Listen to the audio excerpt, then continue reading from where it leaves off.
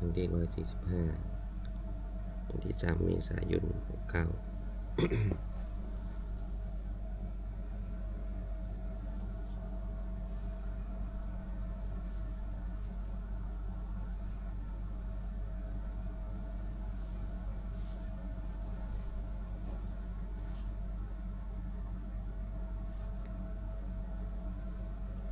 บัดนี้เป็นครั้งที่145วันที่3 เมษายน 2569ข้าพเจ้าที่ชื่อปิกกี้ขอเปล่งวาจาสัตยาย ถวายเป็นพุทธบูชาธรรมบูชาสังฆบูชาและเป็นอาจาริยบูชาแด่องค์พระกัมมันติเทระเจ้าองค์หลวงปู่สมเด็จหลวงปู่บัณฑิตหลวงปู่ศิลาตลอดทั้งครูบาอาจารย์ผู้เป็นเจ้าของวิชาจินดามณีขอเทพเทวดาเจ้าทั้งหลายโปรดจงมาอนุโมทนาในการสวดสัตยายของข้าพเจ้านี้ขออนุภาพบุญวาสนาไตรครูบาอาจารย์และเทพเทวดาทั้งหลายโปรดจงบันดาลให้จิตของข้าพเจ้าเป็นสมาธิเป็นผลแก่การสวดสัตยายมนต์ต่อไปสวดชุมนุมเทวดาสมันตาจักรวาเลสุอัตตราคาจตุเทวตาสัตตมังมุนีราชสะสุนันตุสกมุกตังสกเคกามิจุรูเป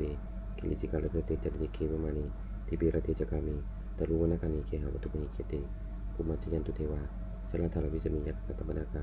ตันตาเสวิเกยังมุนีวรวจนังสัตุวเมสุนันตุ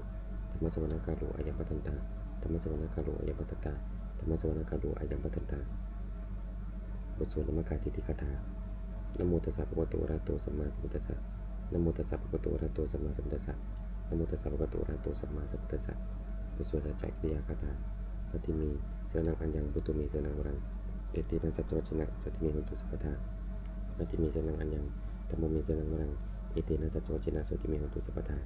นันทิเมสรณังอัญญังสังโฆเมสรณังวรังเอตินัสสัจวัชนะสุติเมหุนตุสัพพทาบทสวดมหากรุณิโกณาโตติติกาคาถามหากรุณิโกณาโตอัตตายาสัพพปานินังปุเรตวาปรมีสัพพะปะโตสัพพุติมุตตมังเอตินัสสัจวัชนะมหุนตุสัพพุปตวามหากรุณิโกณาโตหิตายาสัพพปานินังปุเรตวาปรมีสัพพะปะโตสัพพุติมุตตมังเอตินัสสัจวัชนะมหุนตุสัพพุปตวามหากรุณิโกณาโตสุขายาสัพพปานินังปุเรตวาปรมีสัพพะปะโตสัพพุติมุตตมังเอตินัสสัจวัชนะมหุนตุสัพพุปตวาบทสวดมหาสมัยสูตรอิวเมสุตังเอกังสมัยมัคควาสักกิสุวิหารติกัปปิโลตุสุมิงมหามณีมหาตาปิกุสังคินาสติงปัจจมณีปิกุสติหิสเปหิวะอารันติหิตัสสะโยระจารุกตาตุหิติวตาเยปุญนาสนิปติตามุติภควันตังทัสนายปิกุสกัญจาอัตโกจตุนังสุทาวาสกายิกานังติวนังอิตตาภุสิยังโคภควาสักกิสุวิหารติกัปปิโลตุสุมิงมหามณีมหาตาปิกุสังคินาสติงปัจจมณีปิกุสติหิสเปหิวะอารันติหิตัสสะโยระตาตุหิเทวตาเยปุญนาสนิปติตามุติภควันตังทัสนาปิกุสกัญจายานุนามยัมปิเยนะภควาเตโนปัสสะกโมยมะอุปสะกวินเดวาภควโตสติเกปเจกตาสาปัสสะยมติอัตโกตาเทวตาเสยตปีนามะพะละวาโพลิโสสัมจิตังวาปะหังปะสาลิยะปะสาลิตังวาปะหังสมิจยะอิวะเมวะสุทธาวาเสสุเตเวสุอัตระหิตังภควโตปุระตุปตุหังสุอัตโกตาเทวตาภควันตังวิวัติตวะเอกมันตังตังสุเอกมันตังติตาโกเอกาเทวตาภควโตสติเกอิมังคตังปาสิมหาสมัยปวานะสมิงทิวะกายาสภคตาอาคาตมหาอิมังตัมสมัยังตังจิตาหิวะปราจิตสังฆติอัตโกปราธิปตาภควโตสติเกอิมังคตังปาสิตัตตะลาภิกขโวสมะทาหังสุจิตังอัตโนโชกะหังสุสลาธิวานิตานิกะหิตวันทิฏยานิรักติปฏิตาติอัตโกปราธิปตาภควโตสติเกอิมังคตังปาสิจิตวากิลังจิตวาปริกังอิทากิลังโอหังจัมมะมิจฉาเตจรันติสุทาวิมลาจักขุมตาสุตันตาสุสุนกติอัตโกปราธิปตาภควโตสติเกอิมังคตังปาสิเยกิจิพุทธังสรณกตาเสกติคามิสติปายาภูมิปะหังยมนุสังเทหังเทวกายังปริปุเรสันติติอัตโกภควาภิกขุมันเตสิเยปุเยนะภิกขเวทัสสุโลกตาตุสุเทวตาสนิปติตาหุติตถาคตังทัสนายภิกขุสัพพัญจะเยปิเตภิกขเวอเหสุกติตัปปทานังอรันโตสัมมาสัมพุทธาเตสัมปิภควันตานังเอตัปปรมายวะเทวตาสนิปติตาอเหสุเสยตปิมหังเอตระหิเยปิเตภิกขเวปุริสติอนาอัตมทานังอรันโตสัมมาสัมพุทธาเตสัมปิภควันตานังเอตัปปรมายวะเทวตาสนิปติตาปุริสติเสยตปิมหังเอตระหิอจิกิสามิภิกขเวเทวกายานังนามานิกิตยิสามิภิกขเวเทวกายานังนามานิเตจสามิภิกขเวเทวกายานังนามานิตังสุดาตาสาตุกังมานาสิกโรธาพันธิสามิติเอวะปะเตติโกเตภิกขุภควโตปัจจตุสุมภวะเอตัตตะโวจะสิโลกะมนุนกัสสามิยะตะปะมาทิตาเตตาเยจิตาคิริพลังปัญญาตาสมาหิตาปุตุเชหวาสนินาโลภังสาปิสมุโนอุทาตมนัสสาสุธาวิปัสสนามนาวิลาปิโยวัสเตยตวามณีกัปปิโลตะเนตโตมันตยิสตาสวะเกสัตเนเตเทวกายาภิกันตาเตวิชนะตาภิกขโวเตจัปปะมะกะโลสุตวะพุทธศาสนังเต สัพพตุลุหยานังอมุสานังทัสสนังอภิเกสตมัตตะคุงสหัตังราสปริงสตังเอเกสาสนังอมุสานังมัตตสุอภิเกนันตมัตตะคุงทิสาสภาพุทธาอังตัญจสัพพังอภิญญายะวะวะกิตวานาจักกุมาตโตมันตยิสถาสาวกีสัสเนเตเทวกายาภิกตาเตวิชานัตภิกโวยิวหังกิติสามิคิลาหิอนุปปโสสัตตาสาสาวยากาภุมากปิลวัตวาอิติมันโตจิติมันโตวันวันโตเยสัสสิโนโมทัปนาภิกขมุภิกุณังสมิติวนังชัสสาสาหิมวตายาคานันตวนิโนอิติมันโตจิติมันโตวันวันโตเยสัสสิโนโมทัปนาภิกขมุภิกุณังสมิติวนังสัตตาคิลาติสาสายาคานันตวนิโนอิติมันโตจิติมันโตวันวันโตเยสัสสิโนโมทัปนาภิกขมุภิกุณังสมิติวนังอิเจเตโสรัสสาสายาคานันตวนิโนอิติมันโตจิติมันโตวันวันโตเยสัสสิโนโมทัปนาภิกขมุภิกุณังสมิติวนังเวสามิตาปัจจตตายาคานันตวนิโนอิติมันโตชุติมันโตวันวันโตเจสัสสิโนโอตมนาภิกขมุภิกุณังสมิติวนังกุมิโรราชาหิโกเวปุระสานิมิเสนังปิญญานังสัตตสังสังยะคานังปจิรุปัสสติกุมิโรราชาหิโกสุภคาสมิติวนังปุริมัจจติสังฆาตัตตะละโตปัสสสติคัตถปนังอธิปติมหาราชาเจสัสโสอุตปิตัสสะภะโวอิทานามะมหาภลาอิติมันโตชุติมันโตวันวันโตเจสัสสิโนโอตมนาภิกขมุภิกุณังสมิติวนังตะกินันจติสังฆาวิรุณโหตปัสสสติปทานังอธิปติมหาราชาเจสัสโสอุตปิตัสสะภะโวอิทานามะมหาภลาอิติมันโตชุติมันโตวันวันโตเจสัสสิโนโมทัมนาภิกขมุภิกุณังสมิติวนังปัจจิมัญจติสังฆาวิรูปโคปัสสสตินาคานังอธิปติมหาราชาเจสัสโสอุตปิตัสสะภะโวอิทานามะมหาภลาอิติมันโตชุติมันโตวันวันโตเจสัสสิโนโมทัมนาภิกขมุภิกุณังสมิติวนังอุตรัญจติสังฆากุโรตปัสสสตินาคานังอธิปติมหาราชาเจสัสโสอุตปิตัสสะภะโวอิทานามะมหาภลาอิติมันโตชุติมันโตวันวันโตเจสัสสิโนโมทัมนาภิกขมุภิกุณังสมิติวนังปุริมาทิสังทัตตระโตทักขิเนนะวิรุณโกปัจฉิมนะวิรูปโกกูเปโรตรังทิสังยะตาโรเตมหาราชาสมันตาจตุโรทิสาทันละมนะอัตังสุวเนกปิโรตเวเตสังมายาวิโนทัสสาอาคูวัญจานิกาสถามายากุเตนตุเวเตนตุวิปูจักวิปูโตสาจัตโนกรรมเสโตจะกินนุนิมันตุจะปานาโตปนโยจะเทวสุตโตจะมัตติจิตตเสโนจักันตุโพโลชาเสโนสโพอาคูปัญจสิโกเจวะติมพลูสุตโจปัจจสาเอเตจันเนจราชโนกันตปาสาราชุพิโมตมนาภิกขมุภิกุณังสมิติวนังอัฏฐากูนาภาษานาคาเมสาราราชกากัปปะสัตราอากูปายาคาสายาติปิยามุนาตัตตระทาจะอากูนาคาเยสัสสิโนเอรามโนมหานาโคสุภคาสมิติวนังเยนาคาราเชสหสาหรันติติปาติชาปกิวิสุทธิจักขุเวหายาสาเตวนามัชปิตาจิตราสุปนาอิติเตสนามังอภิยันตถานาคาราชานามาสิสุปันโตกิมมะกัสสิปุโตสังหิวัจจยุปยันตานาคาสุปปันนังสัตตมะกังสุปตังจิตาวจิระหัตถินะสมิทังอสุราสิตาพุทธโรวัจระเสติอิติมันโตเจเสสิโนกาลกัญจายมหาภิสมาอสุราธนุเมฆสาเวปัจจิติสุติติจาภาราตุลัมบุจิสาสัจจันปฏิปุตตนังสัพเพโรจนมะกาสันนิโตวาปริญจตังลาภตโวโมลาหุปทามุปาคโมสมโยธานิปัตตันเตภิกขุนังสมิติวนังอาโปจเทวาปัตตปิจะเตโชวายุตตาคโมวรุณาเทวาสมุจจยสาสาเมตตากรุณากายิกาอากุเทวายสัสสิโนทัสเสติทัสสะกายาสัพเพระนัตตวนิโนอิติมันโตชุติมันโตนโตเจสัสสิโนอุตมนาภิกขมุภิกุณังสมิติวนังเมนุจเทวาสาลิจะอาสมาจตุยมาจันทสุปนิสัตถิวาจตมะกุปุระกิตาจุลิยสุปนิสัตถิวาสุริยมะกุปุระกิตานกตานิปุระกิตวาอาคูมัตตมลากาวสุนังวสุเสโตสกุปะคาปุริกโตทัสเสติทัสสะกายาสัพเพระนัตตวนิโนอิติมันโตชุติมันโตนโตเจสัสสิโนโมตมนาภิกขมุภิกุณังสมิติวนังอัฏฐากูสัมพุเทวาชลามิสิขิสิกาลิวะอนิตกาจโรจาชาจะอุมาปนิภาสิโนโวนาสหธรรมจะอยุตาจานิจกาสุเลยารุจิรากูอากูวัสเวนิสิโนทัสเสติทัสสะกายาสัพเพระนัตตวนิโนอิติมันโตชุติมันโตนันโตเจสัสสิโนโมตมนาภิกขมุภิกุณังสมิติวนังสมณามหาสมณามนุสามนุสุตมาทิตาปตุจิกาอากูมโนมตุจิตาอัฏฐากูอรโยเทวาเยตุเรหินตวาสิโนปราคามหาปราคาอากูเทวายสัสสิโนทัสเสติทัสสะกายาสัพเพระนัตตวนิโนอิติมันโตชุติมันโตวันมันโตเจสัสสิโน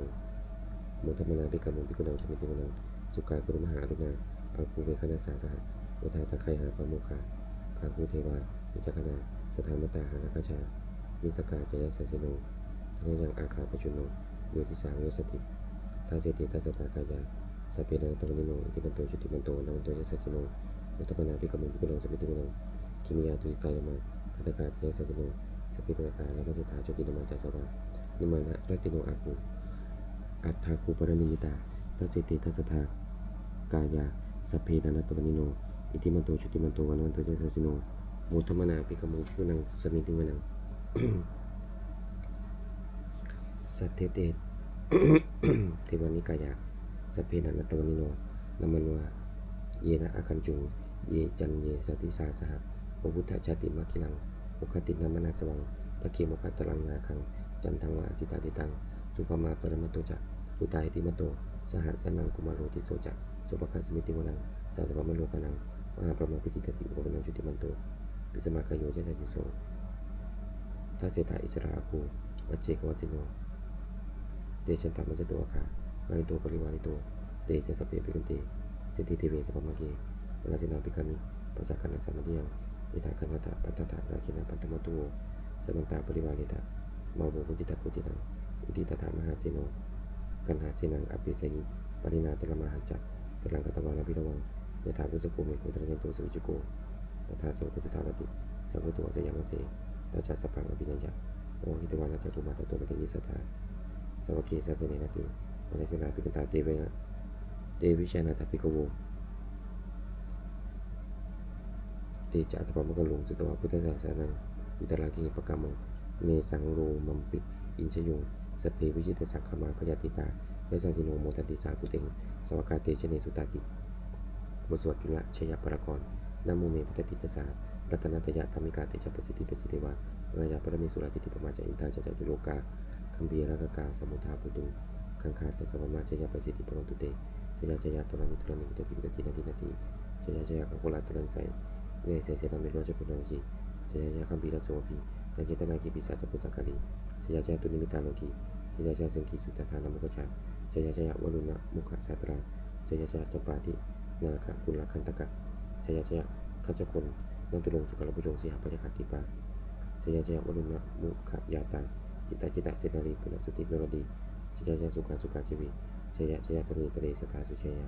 ชยชยตุนิสันติสถาชยชยมังคลังดัญญาปวะเกชยชยวรุณัญญเกชยชยลักเสสุรปุจเตชาชยชยปเมนตคนาชยชยราชาธิราชสัจชัยชยชยปตวิงสัพพังชยชยอนันตาปัจเจกพุทธสาวังชยชยเมเหสุโรหารุหรินเทวาชยชยพรหมาสุรโคชยชยนาโควิรุณโควิรุปโคจติมาโนวิอินโทจเวนันเตโยจะกุเวโรวารุโนปิจะอาคิวโยจะปาจุนโหกุมาโรทัตตรัตโกอัฏฐารสะมหาเทวาสิทธิตาปัสสะอัตโยอิสิโนสาวกาสภาชยรโมวันตุเตชยธรรมโมจะสังโฆแต่ละสัพพโลจะชยกังอิตินะชยเตชินะชยสุติวันตุเตอิเตนะพุทธเตชินะดุเตชยมังคลังชโยปีพุทธสัจลิมตัวยมรสัจลิมตัวพระราชโยอุโคชยมโพธิบันเทปุริตาชยตถาพระมคณาเมสโนชโยปีพุทธสัจสิริมัตโตอายังมรสัจจปิมัตโตพระราชโยอุโคชยมโพธิบันเทปุริตาชยตถาอิทัคขณาเมสโนชโยปิพุทธสัจสิริโตยมรสัจจปิโตพระราชโยอุโคชยมโพธิบันเทปุริตาชยตถาทิวคณาเมสโนชโยปิพุทธสัจสิริโตอายังมรสัจจปิโตพระราชโยอุโคชยมโพธิบันเทปุริตาชยตถาสุปนคณาเมสโนชโยปิพุทธสัจสิริโตอายังมรสัจจปิโตพระราชโยอุโคชยมโพธิบันเทปุริตาชยตถานาคณาเมสโนชโยปิพุทธสัจสิริโตอายังมรสัจจปิโตพระราชโยอุโคชยมโพธิบันเทปุริตาชัยตถาสัพพมคณาเมหิสิโนชยันโตปฏิยามุเลสกายานังนันทิวัฒโนเอวังตวังวิชโยโหหิชยันสุชยมังเลอปราชิตพลังเกสีเสปตวิโภคเรอภิเสเกสัพพพุทธนังอคัปโตปมุตติสุนักตังสุมังคลังสุปปตังสุนิตังสุขโนสุโหตุเจสุจิตังพระมจาริสุปัทกินังกายกรรมังวจากรรมังปัทกินังมโนกรรมังปฏิเตปัทกินังนิกตวาลปัตติปัทกินีเตตระธาสุจิตาวิรุณหาพุทธศาสนีอรุขาสุกิตาโหตะสารสปิหิยติภิสุนันตุปโตเยเทวาสมิงตานิอธิกตาติกายุกาสัทธหุนตุสุกิตาหุนตุสัพพตาละกันตุสัพพสัตตานังละกันตุจินนาสาสนังยากาจิปัตนาเตสังสเพปุเรตุมโนรตาอุตากาลีปวัสสันตุวัสังวสาวรากาบุคาจุปตวาเตสังนวาเรนตุเตสัพพทากาจสุขังจิตตสุขังอรหันตุยถาระหังบทสวดธรรมนิยามสุตตังอีวเมสุตังเอกังสมยังภควาสวัสดิยังวิหารติเจตวณีอนาคปินิกัสสะอารามิตัตตะระโกภควาภิกขุมันติสิภิกขุโวติปัตตะเตติภิกขุภควตุปัจจสังโฆ ว่าอิตัตโตโพจะอุปทาวาภิกขเวตถาคตานังอนุปทาวาตถาคตานังตาวาสาธาตุธรรมติตตาธรรมนิยมตาสเปสังขาราอนิจจติตังตถาคตอภิสัพพุชติอภิสมิติอภิสัพพุชิตวาอภิสมิตวาอจิกติเทเสติปัญญาเปติปัตตเปติวิวรติวิปัสสติอุตตนิกโรติสเปสังขาราอนิจจติอุปทาวาภิกขเวตถาคตานังอนุปทาวาตถาคตานังติตาวาสาธาตุธรรมติตตาธรรมนิยมตาสเปสังขาราทุกขติตังตถาคตอภิสัพพุชติอภิสมิติอภิสัมพุชิตวาอภิเสนวาอจิกติเทเสติปัญญาเปติปัตตเปติวิวรติวิปัสสติอุตตนิกโรติสเปสังขาราทุกขติอุปทาวาภิกขเวตถาคตานังอนุปทาวาตถาคตานังติตาวาสาธาตุธรรมติตตาธรรมนิยมตาสเปธรรมานัตติตังตถาคตอภิสัพพุชติอภิสมิติอภิสัมพุชิตวาอภิสมิตวาอจิกติเทเสติปัญญาเปติปัตตเปติวิวรติวิปัสสติอุตตนิกโรติสเปธรมานัตติอิทัมมโมจะภควาอัตตมนาภิกขุภควโตวสิตังอภินันตุติบทสวดพระเทกรัตตคาถาอติตังนาวะขเมยะนัปติกังเกนะกตังบุคคลไม่ควรตามคิดถึงสิ่งที่ล่วงไปแล้วด้วยอะไรและไม่พึงพะวงถึงสิ่งที่ยังไม่มาถึงยตติหัมยตติตัมไปหินันตังอปตัญจนะกตังสิ่งเป็นอดีตก็ละไปแล้วสิ่งเป็นอนาคตก็ยังไม่มาปัจจุบันจะโยธรรมังตถาวิปัสสติอสังนังสังกังอสังกุปังตังวิธรรมนุปรุหยีผู้ใดเห็นตามมันเกิดขึ้นเฉพาะหน้าที่นั้นอย่างแจ่มแจ้งไม่งอนแง่นคอนแคนเขาควรพ่อปูนอาการเช่นนั้นไว้อาชีวะกิจมาตะปังโกชัญญามรณังสุเวความเพียรวิจิตรธรรมนี้ใครจะรู้ความตายในพรุ่งนี้ในโนสังกัรันเตนะมหาสิรินามัจจุนาเพราะการเพียรธรรมจุฬาซึ่งมีสมมาจะไม่มีสำหรับเราเอวังวิหาริมันตปิงของนาตามัตติตังตังเวปเทกรัตโตติสันตุอธิกเจมุนีพระสงฆ์ย่อมกล่าวได้ผู้มีความเพียรอยู่เช่นนั้นไม่ขีดขันทั้งวันกลางคืนว่าผู้เป็นอยู่ไม่เพียงนาทีเดียวก็น่าชมบทสวดธรรมะสังเวชปัจจเวคณะสเปสังขารอนิจจาสังขารคือร่างกายจิตใจและรูปธรรมนามธรรมทั้งหมดทั้งสิ้นมันไม่เที่ยงเกิดขึ้นแล้วดับไปมีแล้วหายไปสเปสังขารทุกขาสังขารคือร่างกายจิตใจและรูปธรรมนามธรรมทั้งหมดทั้งสิ้นมันเป็นทุกข์ทั้งง่ายเพราะเกิดขึ้นแล้วแก่เจ็บตายไปสเปธรรมะอนัตตาสิ่งทั้งหลายทั้งปวงทั้งที่เป็นสังขารและไม่ใช่สังขารทั้งหมดทั้งสิ้นไม่ใช่ตัวไม่ใช่ตนไม่ควรถือว่าของเราว่าตัวว่าตนของเราอทุวังชีวิตตังชีวิตเป็นของไม่ยั่งยืนทุวังมรณังความตายเป็นของยั่งยืนอวสังวายามฤตพังอันเราจะพึงตายเป็นแท้มรณะปริโยสนังมีชีวิตตังชีวิตของเรามีความตายเป็นที่สุดรอบชีวิตตังมีอนิจจตังชีวิตของเราเป็นของไม่เที่ยงมรณังมีนิยตังความตายของเราเป็นของเที่ยงเมื่อตักควรที่จะสังเวชอายังกายโยอาจิรังร่างกายนี้ไม่ได้ตั้งอยู่นานอเปตะวิญญาโนขันธ์ปราศจากวิญญาณจนตัวอันเขาทิ้งเสียแล้วอธิเสสติจากนันทปัตตวิงซึ่งแผ่นดินกลิงกลังอิวะประดุจดังว่าต้นไม้และต้นฟืนนิรทังหาประโยชน์ไม่ได้อนิจจาวัฏสังขาราสังขารทั้งหลายไม่เที่ยงหรออุปาทวยธรรมิโนมีความเกิดขึ้นแล้วมีความเสื่อมไปเป็นธรรมดาอุปจิตวานิรุชันติขันเกิดขึ้นแล้วย่อมดับไปเตสังมุปจโมสุโภความเข้าไปสงบระงับสังขารทั้งหลายเป็นสุขอย่างยิ่งสัพเพสตามรันติจะสัตว์ทั้งหลายทั้งปวงกำลังตายอยู่มลิงสุจักมลิสเลที่ตายแล้วและกำลังจะตายตเทวหังมลิสัมมิเราก็จะตายอย่างนั้นเหมือนกันนั่นทีมีเอตัสสังสโยความสงสัยในความตายนี้ก็ไม่มีแก่เราเลยบทสวดเมตตายังกิจิกุศลังกัมมังสัพเพหิปเตหิกตังปุญญโนอนุโมทันตุสนันตุปุนโตยิเตวะสมิงทานีอธิกตาทิคายุกาสัตตาหุนตุสุกิตาหุนตุทุกขาปุมุจันตุมาตาปิตาสุกิตาหุนตุทุกขาปุมุจันตุสัพเพยติกาสุกิตาหุนตุทุกขาปุมุจันตุสัพเพอายติกาสุกิตาหุนตุทุกขาปุมุจันตุสัพเพปิสาสัพเพยคาสัพเพเปตาสุกิตาหุนตุทุกขาปุมุจันตุสัพเพอาจาริยุปัจฉัยะสุกิตาหุนตุทุกขาปุมุจันตุสัพเพนักตาสุกิตาหุนตุทุกขาปุมุจันตุสัพเพเทวาสุกิตาหุนตุทุกขาปุมุจันตุสัพเพสัมมาทินังสมิชันตุโภบทสวดบูชาหลวงปู่ทวดนะโมโพธิสัตว์โตอาคันติมายะอิติภควานะโมโพธิสัตว์โตอาคันติมายะอิติภควานะโมโพธิสัตว์โตอาคันติมายะอิติภควาปฏิทานคาถายาติวตาสันติวิหารวัสนีตูเปคะเรโพธิคะเรตหิงตาธรรมทานนภันตุปุจิตาโสติงกโรนเตถาวิหารมันตรีเตราจมัญชังนวกาจะพิกโมสลามิกาธานปฏิอุปสกาขามาจเตสานิขมาจิสราสปานพุตาสุกิตาภวันตุเตจลาปุจาเยปิจันทสัมภวาสังเสตชะตาอัตบุปาติกานิยานิกังธรรมวรังปฏิยเตสเปปิตุกสังกุรนตุสัพยังตาตุจิรังสตังธรรมโมธรรมราชปุกลาสังโฆคันตุสมคุวะอัตถายาจหิตายาจะอัมหิรักตุสัตตโมสเปปิธรรมจาริโนพุทิงสปาปุเนยมะธรรมเมเรียปวิติติปัสสนาคันตุสเปปิปริโนพุทธศาสนีสมาทานังปวิจตุกันติโวปัสสตุพุทธิภาวายะสัตตนังสมิธรรมเมเนตุมิตานิอัตตปิตาจันตระชังนิจังรักติปุตตกังโยธรรมเมนาราชโนประชังรักขันตุสัพพทาทิปตาวโยชนะคาถาทุกขปตาจนิตทุกขาพยาปตาจนิตพยาโสกปตาจนิตโสกาหุนตุสเปปิปานิโน อิตาวตาจามิหิสัพพตังปุญญสัพพตังสัพเพเทวานุโมทันตุสัพพะสัพพติติยาทานังทันตุสัทธายะสิลังละคันตุสัพพทาพุทธาพุทธตังตุขัจจิตุเทวตาคัตตาสุมังคลคาถาโหตุสัพพังสุมังคลังละคันตุสัพพเทวตาสัพพังพุทธานุภาเวนะโสติโหตุเนตลังโหตุสัพพังสุมังคลังละคันตุสัพพเทวตาสัพพธรรมานุภาเวนะโสติโหตุเนตลังโหตุสัพพังสุมังคลังละคันตุสัพพเทวตาสัพพสังฆานุภาเวนะโสติโหตุเนตลังสัพเพพุทธาภลปตาปัจเจกนันติยังพลังอนันตเนติเชนะคัมตามสัพพโสสัพเพพุทธาภลปตาปัจเจกนันติยังพลังอนันตเนติเชนะคัมตามสัพพโส